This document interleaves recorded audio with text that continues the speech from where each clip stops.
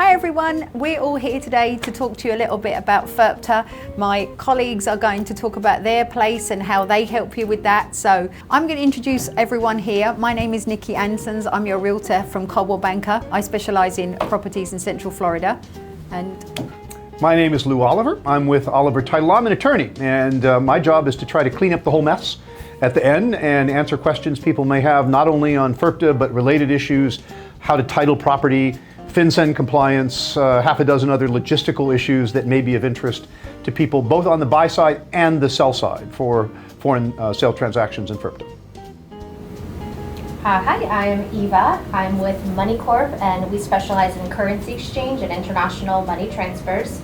I look after global partnerships. I work with a lot of real estate professionals that specialize in helping international clients, buyers and sellers, and we help clients save a lot of money versus using a traditional bank. And my name is Leslie Hannah Coatney. I am also with Oliver Title Law. I'm Lou's right-hand gal, as well as everyone else here too. We all work together as a team. I'm the one that's going to be able to help if you have questions. I keep your time zone no matter where you are, and we'll get to see you at the closing table. No matter where in the world you are, Nikki and I can make it happen to be able to close. So, I think from the beginning we'll start with Nena, and she can introduce herself and talk to us a little bit about what she does regarding FIRPTA. So my name is Nena Mills, and I'm the National Education Director for FIRPTA Solutions, and our specialty is all things FIRPTA and U.S. tax related. So what that means for you is FIRPTA is the IRS regulation that requires any time a non-U.S. resident sells a U.S. property that 15% of the gross sale price has to be withheld at closing to accommodate any potential capital gains tax liability that may arise from your sale here in the U.S. So Nena, could you tell us some of the common misperceptions perhaps, or the myths that are around surrounding FIRPTA? Sure. I think the number one myth is about the withholding itself. When you look at your settlement statement or you look at your net sheet and you see that 15% of your gross sale price, a lot of our clients think that they're losing that money. Mm-hmm. They think, oh my goodness, if they're selling a house for $500,000, they see that $75,000 there and they completely are like, what's going on? Mm-hmm. The thing I really want to reiterate to our clients is that that is just a withholding. It is not their final tax liability, and in fact, they may not end up owing any of it. It's just the starting point for the FIRPTA process to determine exactly how much they do owe, or if they owe anything at all here in the United States. Mm-hmm. The whole reason we even have this in place is because realistically speaking, it's for ease for the IRS. Mm-hmm. I mean, as a U.S. person, if I sell, the IRS knows where I'm at. They can take my bank account, they can garnish my wages, they can do whatever they want. But if I'm from Madagascar, that's a whole different pot of tea. They have no jurisdiction over our international clients. So instead, they require that withholding to be kept here to ensure that we do have enough money here to pay anything that might be owed. Mm-hmm. But they also create a mechanism to refund that money if it's not owed, or to release a portion of it if the entire amount isn't owed. So that's probably the biggest thing. I think the second biggest myth is that there are ways around FIRPTA. There's not really ways around FIRPTA. I mean, unless you are a U.S. resident or classified as a U.S. resident, FIRPTA is going to apply to your transaction. Mm-hmm. I don't think this is a negative thing. I think a lot of people view it as negative. I think it's just a way of tidying everything up when you exit the country, mm-hmm. much like I would have to do if I bought and sold, in Spain or England or any place mm-hmm. else. If I sell a property there and I make money, I'm positive they're going to want me to pay taxes and things there. It's the exact same thing here. Mm-hmm. Mm-hmm. And it's interesting, I think one of the things that we often get asked about is the timeline, for the potential refund. So can you talk a little bit about how that works? So most of the time, and if you're working with Oliver Title Law, you definitely have these two options. The client has two options to how they can get that refund issued. So the first way we do this is we send the money to the IRS at closing. So, basically, you sell the house, you send me the contract, I work with the client, I tell Lou and Leslie what's going to happen, reel Eva in for the money. But what the bottom line happens is on closing day, Lou and Leslie are going to send that money to the IRS. Mm-hmm. When that money goes to the IRS using what I call option 1, it's going to stay there until we file their tax return for that year. Mm-hmm. So if your client sells today, Lou and Leslie have 20 calendar days to send that money to the IRS, which they're probably going to do it in about 20 minutes after closing. Yes, not 20 minutes. calendar days, but it's going. But once it gets there, like I said, it's going to stay till we can do the 2026 tax return, which we cannot do until February of 2027. Then once that return is, or that filing is made, the IRS will probably take, I don't know, somewhere from 8 to 12 weeks to issue the refund. Could be faster, could be longer. But you're looking at probably about May 2027. So if your client sells today, they're probably looking at about a 14-month turnaround. Now, what I will say is using that same method, if your client sells in December, it's going to be a much shorter time frame, but your clients need to understand that we cannot just turn around in February. So if they sell December 15th, we can't just turn around in February and file their tax return, because when we send this money to the IRS, Lou and Leslie send forms over that my company prepares, and the IRS actually has to process those forms, and they actually stamp one of them, which acts as a receipt.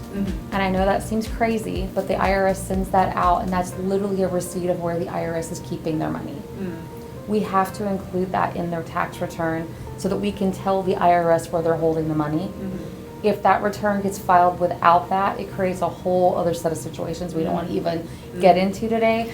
So that typically takes about 8 weeks after closing. So if they're closing in December, we're probably not getting that till sometime in February, which is obviously going to push off when we can file. It's going to push off when they're going to get their refund. But typically they'll probably have it still by like July. So it's overall about an 8-month turnaround for them because of when they sold. Makes sense. The other option that we have is actually kind of just come back in vogue this year. So I know it's almost a 4-letter word. I see Lou shaking his head. It's the 8288B application for a withholding certificate. And pre-COVID, which someone told me yesterday that it's been exactly 6 years, March 16th was the day like everything stood still. I said, okay. I didn't realize it was this week, but I do know that was spring break for my son, which followed by the 9 longest weeks of my life, you know. But pre-COVID, we could do a withholding certificate and turn it around with the IRS in about 100 days, which is pretty fast by any standards. I mean, the IRS is not exactly known for their speed. We got a lot of them in 45 days. Exactly. But 90 was typical, Yeah. 90 or 100. Easily. I mean, I could even, on certain special situations, get them in 2 weeks or less. On occasion, we had, 24 or 48-hour turnaround, depending on the situation and speciality. And that typically would happen, like, if there was a short sale involved or something like that, right? So after COVID, the IRS got so backlogged and so bogged down, it was taking 2 years for the first part of this process to even happen, which meant that by the time we got to the finished product, the client was probably looking at a 2.5 to 3 year wait from the time they sold. That's insane. So it was crazy. So we stopped offering it, right? Because that didn't make any sense anymore. Probably mid-2023, we stopped offering that option. So it took the IRS until fall of 2025 to actually catch up with those applications. Crazy. Which is insanity, yes. But they are now over their backlog, so we are starting to offer this again. And I'm really pleased to say I got one in yesterday, and I actually had to go back and double check because I thought I was wrong about what I read, because it was only 2 months since we actually submitted it. Wow. To getting a withholding certificate. To getting the withholding wow. certificate in. 60 days. Yeah, I don't know if that's going to continue to be the norm, but I feel like that's a really positive sign. And the reason this is such a beneficial thing for the client, and I'm excited that it's happening like this, is because if your client sells today and we apply for a withholding certificate, what we do then is we prove to the IRS that we don't think that the client owes X amount of money, and we ask the IRS to go ahead and look at that and say, hey, do you agree with us or not? Typically the IRS is going to review that, and they're going to come back and say, yeah, we agree pretty much, so just send us this amount instead.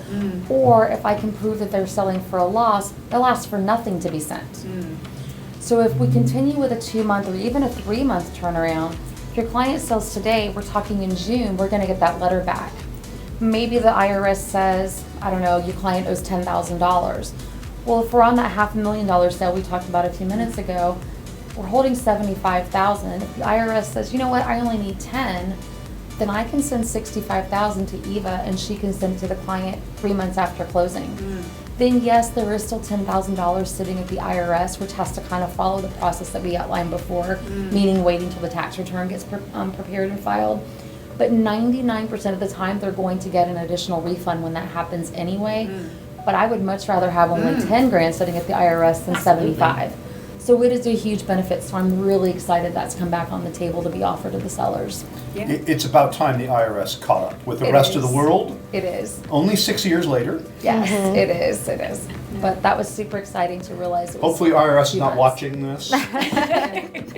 Maybe they should be watching. Yeah. They're too busy processing Nena's FIRPTA. That's Yes. right. That's right. So in an ideal world, what would make it easier for you that you would want sellers to know? You know, what can we do, like Lou, Leslie and I, to make sure that sellers are kind of well prepared going into all of this?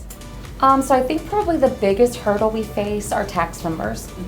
Yep. Everything else we can pretty much do electronically. You know, you can send them the contract electronically, they can set up their account, move their money electronically, they can do their closing electronically. They can't do their tax IDs electronically.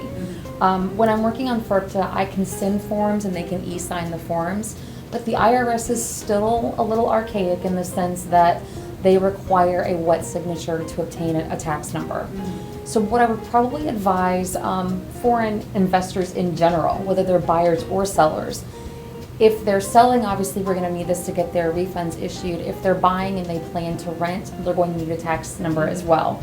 Try to make a plan when you're here in the US to meet with someone like myself to do this while you're here.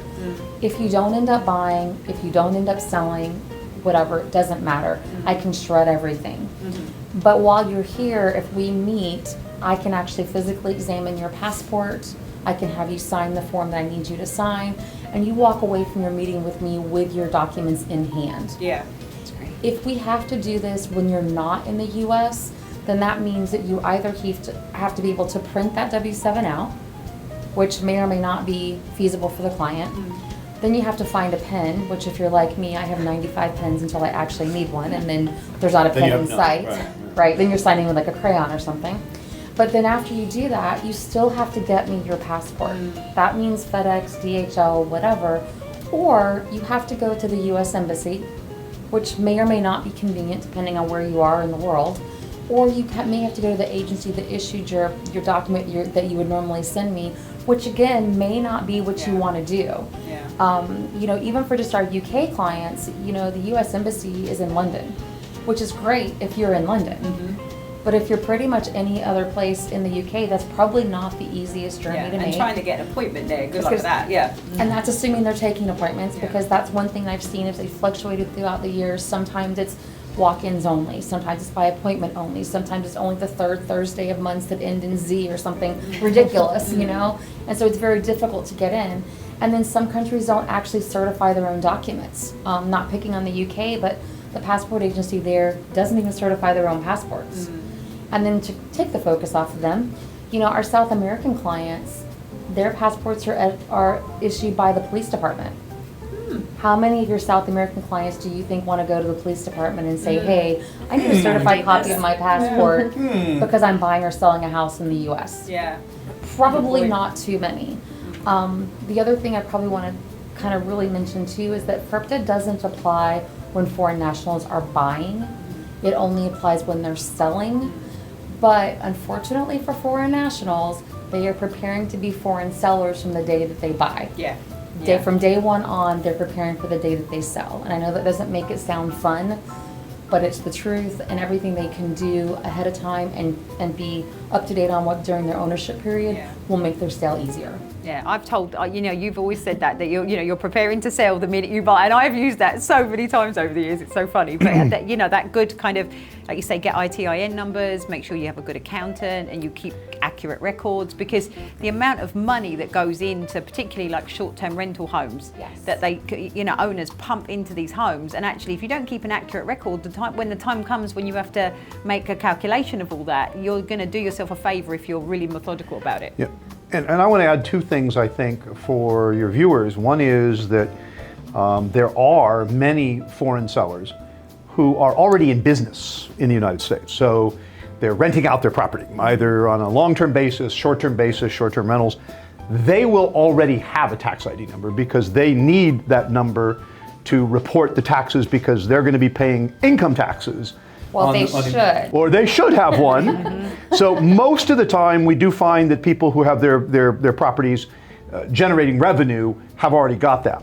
But the message to those who are just have a vacation home, this is where they come and visit with their friends and that sort of thing, is the moment, if you don't already have, if you haven't followed the advice of Nikki and Nena to get yourself set up with a tax ID number when you bought the property, the moment you think you might be selling it is a good time to get the process rolling to get your tax ID number. Absolutely. Not the day before closing, because that will hold up everything and make your life considerably more difficult. So that would be my advice on that group of people. Start early. Yeah, to piggyback on what you're saying too, and I thought you were going to add this in there too, Lou, a lot of times when you have someone, like maybe you've been doing investment properties for a while, you've been doing short-term rentals, however, whatever it is you've done with your property, and you've had to file taxes each year, your accountant that you've maybe used for the last 10 years may not be a FIRPTA specialist. Very good point. I will tell you from all of our perspectives, but from our world especially, having someone like Nena who is an expert in this field makes all the difference in the world. You don't want to make that mistake and have your accountant that has done a wonderful job on your regular taxes year after year not be familiar with how the FIRPTA process works. Famous last words. I trust my accountant implicitly. They have represented me for many years. No, they really don't know anything specific about foreign tax law or FIRPTA, but I'm sure they can figure it out. That is when you need to run in the opposite direction and pick up the phone and call Nena. I will tell you that is when, how many times, it's countless times, we've picked up the phone and called Nena after the fact because they've insisted on it, which we now don't allow, but they've insisted on closing with someone that isn't familiar with the documents, and how many times have you had to clean up those messes? I'm being honest. Yeah. So It takes longer and it's more expensive. Oh, And absolutely. it's a bad Definitely more expensive. scenario. It definitely takes much longer, yes. And speaking of investments, I always want to mention the LLC moment, because a lot of our clients, whether or not they're running a real business, they might choose to take title under an LLC for tax purposes, for whatever. Makes sense when you're buying. When you are selling, you have to make sure, from a title perspective, right, when it's time to release those proceeds, that you're going to ask for a bank account that shows John Smith LLC or whatever, ABC LLC, the name as exactly as you took title. And a lot of the time I find that those clients never cared to open a bank account because they never needed that LLC bank account until the day of closing, and a lot of the time we're finding out a few days before closing. So if that is the case, Moneycorp can open the account under the correct LLC. We just need some heads up to make sure everything is correct and we're not rushing for closing. Then the client can receive it in there and we can exchange and transfer it. But you know, same with the trust or with the corporation, but the LLC, the client often thinks, it's my name, it's my personal LLC, it doesn't matter. I'm the only managing member. Yeah, it does make a difference. It can make a tremendous difference because most title operations, including ours, will not send money to individual owners of LLCs for a really compelling reason, and that is we have no way of knowing who the owners are. There is no public record that's available in a state registration site or a federal registration site that tells us who the owners are. We literally have to rely on the people who walk in the door with whatever paperwork they may have that they could have just printed from a form document online. So we will, if the property is in the name of an LLC, we are only going to send that money to an account that has the LLC's name on it. I don't care what the owners say about who the owners actually are, since we don't have any way of knowing. And by the way, from a title perspective, it's one of the largest claims in the title industry is when people come in saying they're the only owner of an LLC, and it turns out later there are 4 other owners who said, why did you give all of our money to one of our owners? So that's a very, very good point. And the reason why is because we have no way of knowing. Planning ahead. Yeah, I think I also want to add from an LLC perspective, I know that a lot of time our foreign investors are kind of led with this idea that they really need to form an LLC. I think need is a really strong word in that scenario, because a lot of times it really just depends on what your actual investment goals are here in the US. You know, if you're buying a singular property that you're only going to use yourself, highly doubt that you need an LLC. Agreed. I mean, the point of the LLC is to protect your other assets. I don't think you have to protect your asset from yourself. So it's kind of a moot point.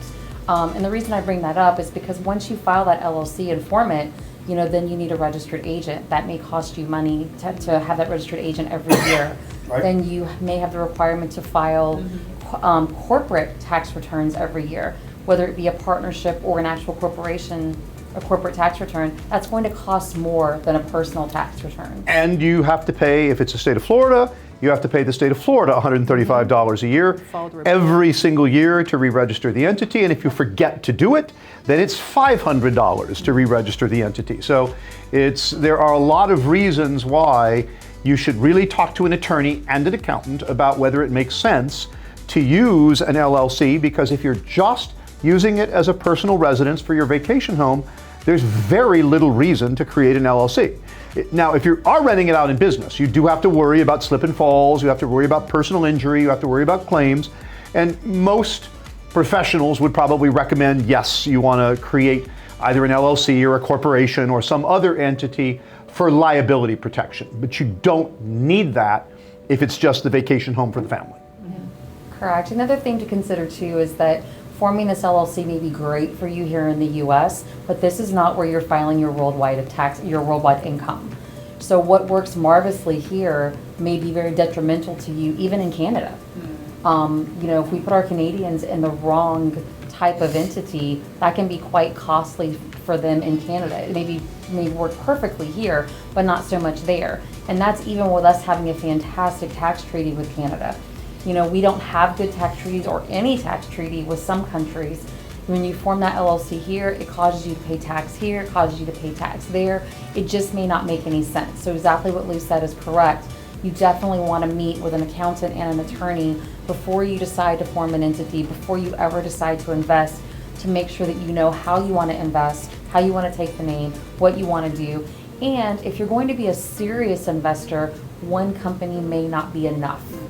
Correct. This, from a legal perspective, sometimes you don't want to have all your eggs in one basket. Exactly. Because a lawsuit against one property, if that property happens to be owned by an LLC that owns 10 other properties, that then becomes a liability or a lien on title against all of the properties owned by the same company. The other consideration I would tell them that they really want to speak to an attorney and or an accountant about is if they decide to go the LLC route, how do they want to organize it? Do they want to have multiple owners? Do they want to ask for the entity, let's say it's a single member, do they want it to be treated as a subchapter S corporation or a partnership for tax purposes? Do they want it to be a disregarded entity and so forth? Because those have implications for how you file your taxes, whether you have to file your taxes, and they also impact FIRPTA. So there are multiple considerations. It's not just LLC or not LLC, it's one member or more members. If I have one member, do I want to be treated as if I have multiple members, and so forth. So those are questions you're not going to figure out online. You want to talk to the professionals in the room, the Nenas of the world on the accounting side, and attorneys as well. I also just want to kind of express that a lot of times I hear our clients say that they're forming entities because they want to avoid FIRPTA.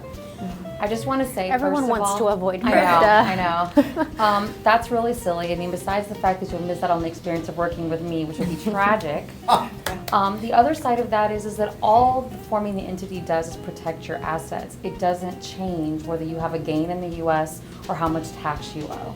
So it's not like by forming this entity that you're suddenly magically not going to have a tax burden here or something like that. That's not how that works. And in fact, it could make your tax burden even bigger, depending on what you do, how you file, and how everything plays out. So that's why one of the other reasons why we really suggest talking to both the attorney and the accountant to make sure that makes sense. I mean, an entity is a big deal when you're deciding to form one to buy property in foreign countries, so you need to be 100% sure it's what you want to do. And I also want to add that we do have people that think they're very clever, and so one of their tactics is, I own the property in my own name, I want to avoid FIRPTA, so what I'm going to do is I'm going to create a multi-member LLC. I'm going to move the property into the name of the LLC prior to my sale and thereby avoid the FIRPTA withholding. One of the things they need to be aware of is that they are still responsible for FIRPTA withholding, but internally.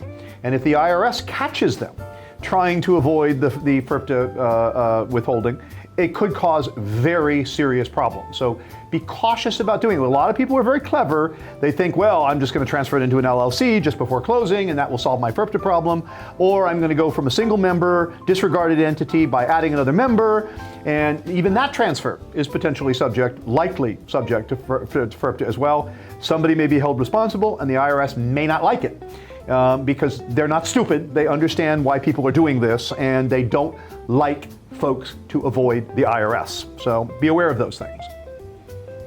And don't try one of the clever solutions at the last minute. Yeah, because we don't like that. Yeah. No. So now we're going to ask Lou to talk to us a little bit about the new FinCEN regulations. All right, so if you weren't confused already, and if you weren't put off by buying property in the US as well, we have another little thing, another little hurdle to cover. But before I talk about this, I want to point out that although all of this sounds terribly daunting, none of it is daunting if you just retain competent professionals. There's plenty of them. It's not like there's 2 or 3 in the whole country. If you have a terrific realtor like Nikki, she has these resources. She can refer you to the lawyer and the accountant and the FIRPTA specialist, and you don't have to worry about it. There's going to be a fee. There's a fee for everything. There's a fee for crossing the sidewalk and getting in your car, but it's not obtrusive. It's not ridiculous, and you'll be able to sleep at night. So as far as I know, this is true anywhere you will invest. We have clients that invest in Brazil and in Portugal and in Spain and in the UK. Every country has its regulations. The good news is we have a cadre of really highly qualified professionals to help you through this entire process. So FinCEN is an extra wrinkle. This is brand new. FIRPTA has been around since the early 1990s, so more than a third of a century. However, FinCEN started 3 weeks ago in large measure. And what the rule basically says is that if you're using an entity to purchase real estate of a residential nature. So most of this conversation, we're talking with Nikki, she specializes in residential real estate. Most of our conversation has typically focused on residential real estate. FIRPTA applies to commercial real estate also. FinCEN does not. FinCEN is strictly residential property. Complex definition of it, but for most people it's not that complicated. A house, a condo, an apartment, something of that nature is going to qualify for FinCEN. And so what this says is that the government wants to know a lot of information about any sort of entity. Now, what do I mean by an entity? I mean an LLC, a corporation, a partnership, or, and this is going to surprise people, also trusts. Because trusts, historically, in most of the United States and in other jurisdictions, are not technically considered separate legal entities, but for FinCEN purposes, they are. So if you're going to acquire property in the name of a trust, and by the way, increasing numbers of foreigners are using trusts. Typically not foreign trusts, I would not recommend that. They are typically hiring US attorneys to draft US trusts. And they're doing it, by the way, primarily for probate and estate planning reasons, because they don't want their heirs to have to go through lengthy legal proceedings in the US if they pass away. They want their kids to be able to get the property without going to see a judge and waiting 6 months or 9 months or a year before they know whether they own the property or not. But regardless of the motivation behind the trust, if you create one, you're now subject to FinCEN. There is an important exception to FinCEN, which is if the buyers are using an entity and they are financing. And they are financing through a commercial bank, credit union, or large lender that meets certain federal requirements. In that instance, FinCEN reporting is not required. But if the transaction is cash, if the transaction is seller financed, if the transaction involves a tiny lender, a hard money lender, a private lender that doesn't meet certain very strict federal government requirements, the transaction is going to be subject to FinCEN. So what does that mean? What that means is that all of the owners that own more than 25% or 25% or more, so if you have 4 owners, all 4 of them, they're going to collect all kinds of information on all of the owners. Also, anyone who exercises substantial control over the entity. And that may mean an officer. They want a bunch of information from them also. And also signatories. So a manager, a president of a corporation, and so forth, they're going to want data. What kind of data? Your birthday, your ID, a specific identification number. If you're an American citizen, that identification number could be a social security number, it could be an ITIN, or whatever. If you're a foreign national and you don't have an American identification number, that's an ITIN or a social security, then we're going to be using your foreign passport. If we don't have a foreign passport, we're going to ask for a tax ID number from your nation of origin. So if you're a UK citizen, they have an equivalent of a social security number, you're going to have to cough that up, and we're going to have to verify it. So lots of information has to be provided. And to make matters worse, if it could get worse, not only does the FinCEN reporting apply to the buyers, but the sellers also have to provide some information. Fortunately, not as much. What's required on the seller side is pretty modest, and most of the time, the title company is going to be collecting that data anyway, because we need the social security number or the ITIN of the sellers regardless. So generally speaking, it's a less invasive process, but it's an extra step of work on the seller side. So that's something everybody should understand, and they need to be prepared for it. The good news is you probably do not need to go retain an attorney to go through this FinCEN process, because the title company is the entity legally responsible for the compliance. The title company, in almost every case, is going to hire a third-party specialist whose only job in life is to collect FinCEN information and to report it. So all you really need to know is A, be prepared to cough up lots of information about yourselves, and B, you're going to get an email with a link from a specialty company. Be prepared to respond to them. Know you've got to do it in a timely fashion, and know that it has to be done before closing, because no title agent is going to take the significant liability of doing a closing without having all of that information already in hand. Once people have their money and they're gone, once they bought the property and they're gone, they are no longer going to be motivated to provide the information required for the FinCEN report. So I should also tell you that the information collected in this process is not public. So if you're worried about your creditors figuring out who the owners are, if you're worried about people you owe money to, if you're worried about your family members figuring out what your ownership interest is, that's not going to happen. This information is highly confidential, and only the US government will have it. Now, if you were hoping to hide from the US government, too bad, not happening anymore. And by the way, in case you were wondering, the reason for this law is to prevent money laundering. It was designed to prevent people from buying properties in a name, circulating the money through it, then selling it afterwards, and the government would have no way of knowing whose money it really was. So that's the reason for doing this. I can also tell you, in case you're interested, that these rules or rules similar to this already applied in fairly large portions of the United States in big cities. New York, Los Angeles, San Francisco, Seattle, Atlanta, Miami, Fort Lauderdale, Naples, Tampa, St. Petersburg, and the like, in a geographic targeting order that has been around for many, many years. The new order, however, applies to the entire country. There is no minimum dollar number.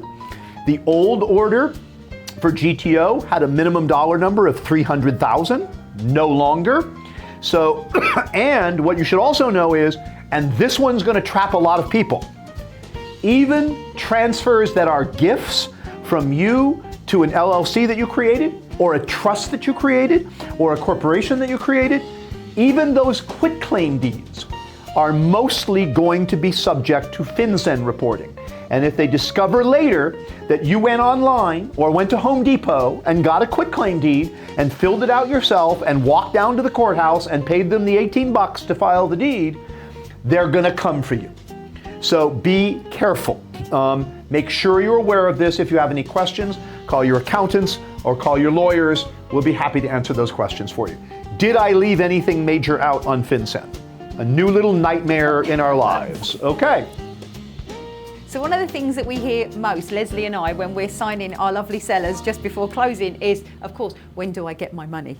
So Leslie always has the best answer to that. So I'm going to let Leslie answer that question. Well, we always verify wiring instructions right at closing. We've usually gotten them somewhere in the process from when you go under contract to when we get to closing. We've had these conversations before we get there, but it's always the closing day or right before closing when it really comes to fruition of, oh no, I didn't think about that. And I'm telling you, we're not making it up. It really happens. We go to verify, and if maybe we see a local bank that's here in the US and they have it there, and Nikki's like, oh no, I thought we were gonna set it up and you were gonna send it through Moneycorp. Well, we decided we're just gonna use our US account. And then Nikki and I look at each other on camera and we're like, oh my, well, can you access that without being here in the States? And then they say, well, I don't know. That's a good question. I think I'm gonna have to call the bank and find out.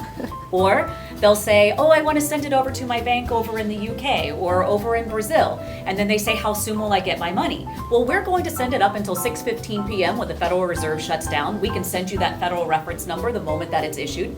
But when it hits your account, I can't prompt you when it hits the account. It may go to an intermediary bank.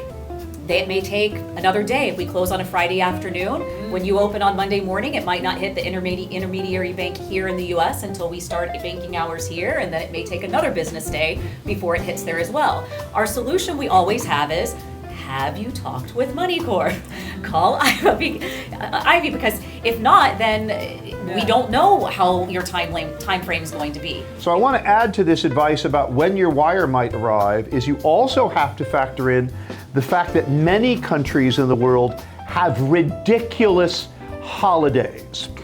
In Brazil, for example, there are 2 times each year in which banks are closed. I am not kidding you, Monday, Tuesday, and Wednesday. This occurs twice, once during the Carnival season and once during the Christmas season. So you may have another 3 days or 5 days in delays in getting the money. And I also want to put in a good word or a bad word, if you prefer, for buyers getting their money to the United States from a foreign country. Sometimes that can take a number of days. And for buyers who have never done this before, it may be quite a shock to discover that their money will not arrive today or tomorrow or the next day or the day after.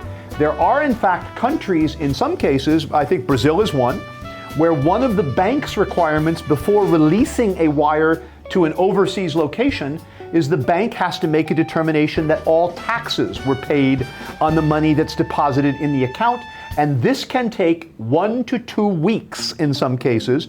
So people who believe that their wire will leave their bank in Brazil immediately and arrive in the United States on the same day are often shocked to discover that it might be as much as 2 weeks after the fact. Well, you've got a great solution for that. That was my segue into one of our great resources here, which is Moneycorp, which can help solve part of that problem. We can, and the key thing is starting early. If we know that your funds are coming from a medium risk jurisdiction or a high risk jurisdiction, we're going to be proactive and we're going to let you know what documents we need, what information we need, how early you should contact your bank to begin the transfer process so that money arrives in time for closing.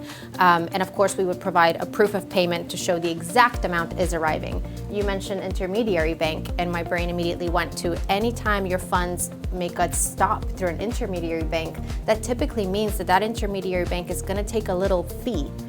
Sometimes tiny, but sometimes you cannot close over $12 that are missing because the intermediary fee on the way took it. So if Moneycorp is the corridor, the payment rail for that money to go to title, there is not going to be an intermediary bank.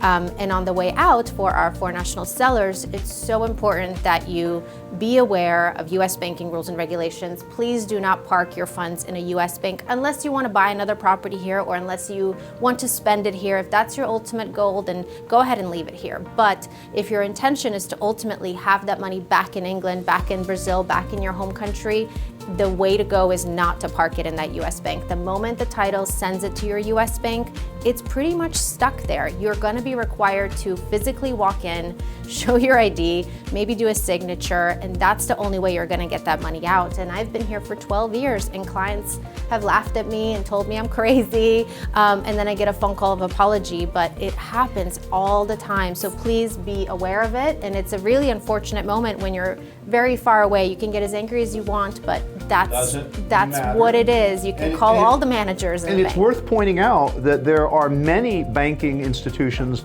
particularly in Europe, that will allow clients to send wires, even very large wires, from their phone directly. But in the United States, that is a rare option. The vast majority of accounts in the vast majority of banks to send a wire of any size, sometimes any wire at all, but typically somewhere between 5,000 and 25,000. Anything more than that, you must park your rear end inside a bank face-to-face with a banking official, or that money is not going anywhere. Which seems so old school, but that is the way. And then the other option that you gave where a client says, hey, send it over to my bank account in England, even though you will follow their instruction if ultimately that's what they wish to do. In the background, it is a US bank that is going to have full charge of the margin, the fees, whatever they want to charge. It's not the title company, it's the US bank that's gonna make a nice profit on converting that money and sending it over to the home bank. And let me also add even worse than that, is that if by chance there is a problem with the transfer, getting it stuck in an intermediary or corresponding bank is a nightmare of the highest proportion. Our sending bank as a title company typically can fix problems immediately. Perhaps the end bank in England can fix problems immediately. But typically when we have nightmares, it's because the money got stuck in the middle in what we call an intermediary or a corresponding bank. And sometimes it's weeks before they will answer a question about where the money has gone. So if you can, visit our friends at Moneycorp. You will not regret it. And a plus is you don't have to exchange your money the day of closing. If the exchange rate doesn't make sense for you on the day of closing, we can keep it in US dollars. We can help you monitor the exchange rate, and when it's a little more favorable, whether that's a few weeks or a few months down the line, if you have that time frame, then we can go ahead and exchange it. And then you're getting a much better rate, no international wire fees, you don't have to be physically here, and it's a win-win all around. But please be aware of US Patriot Act and banking, because it's a bad one. Moneycorp will answer your phone calls. We will. The intermediary bank will never answer your phone calls. Yes. Never, never, never. Yes. You know, I just wanted to point out, I remember we have buyers that have asked a lot of times too, and Lou, you touched on about how soon you can send your money over. That's something you can help with too, right? Absolutely. With buyers We coming can in help and with locking them in. inbound or outbound, and really with a buyer, we would ideally, in a perfect world, love to connect with them like 3 months before, instead of rushing the day before the payment, so that we can actually be proactive and monitor the exchange rate movements. And if that dollar is a little cheaper a few months before or a few weeks before, why don't we proactively purchase US dollars for you, and now your international investor is sitting with US dollars balance, just waiting on a closing day. So before they even, like when you first have your initial conversations and they want to start looking at properties before holiday and you know they're coming, go ahead and have those conversations. Especially in then. today's world where I'm scared to turn on the news, what is happening now, it has a big effect on exchange rates. So I have seen clients get close to the finish line and pull out, not because of the property, but because of the true cost of that property now in their home currency. It's no longer a good investment for them. So we can be proactive. Oddly enough, I think the dollar has gone up as a result of the current conflict. It's gone up, it's gone down, it's moving, it's moving all around. Very weird. Yes. I also kind of want to add from a tax perspective, Moneycorp is also valuable because we're talking about moving money to buy the house, we're talking about moving proceeds, but they also are now in most cases also able to receive the direct deposit the IRS will issue when the refund is issued, Right. which is huge because that's going to happen, you know, a lot of times a year after you've sold when you completely are not thinking about anything else, and the IRS can direct deposit directly into that Moneycorp account, and you still have that same freedom of waiting for your rate, you know, not having to worry about it getting stuck in the U.S., all of those things. So that just makes them, that's like the cherry on top, I think, for Thank working you. with Moneycorp. Yes, we try. We try to Super help.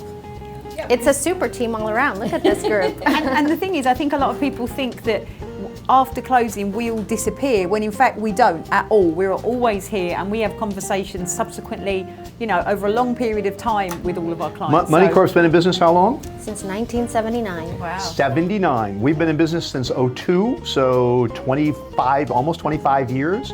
Nena's been in this, how long have you been doing this? Only like 14 years. That's still a pretty good long time. And Nikki, when did we get started in real estate world? 12 years. Okay, so lots of experience. Feels like yesterday. Yep. I'm not kidding. It Yep. does. And we you know what?